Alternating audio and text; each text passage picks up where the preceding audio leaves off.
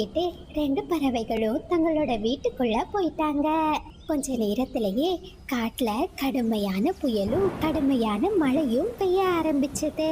இடியோட சத்தத்தை கேட்ட ரெண்டு குழந்தைங்களும் தூக்கத்துல இருந்து முழிச்சிட்டாங்க. அம்மா, இது என்ன சத்தம்மா?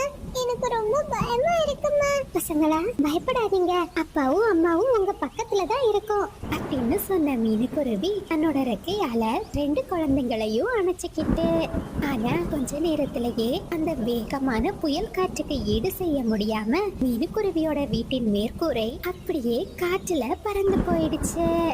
அட கடவுளே, இந்த மழை என்ன இவ்வளவு மோசமா இருக்கு. இப்ப குழந்தைங்களை வச்சுக்கிட்டு என்ன செய்யறது? மீனு, சீக்கிரம் குழந்தைங்களுக்கு தேவையான தானியத்தை எடுத்துட்டு இங்கிருந்து வெளியே போயிடலாம். நாம இனிமே வீட்டுக்குள்ள இருக்கிறது ரொம்ப ஆபத்து அப்படின்னு பேசிக்கிட்டு கோமல் குருவி தன்னோட குழந்தைங்களை கூட்டிக்கிட்டு தான் வீட்டுல இருந்து வேகமா வெளியே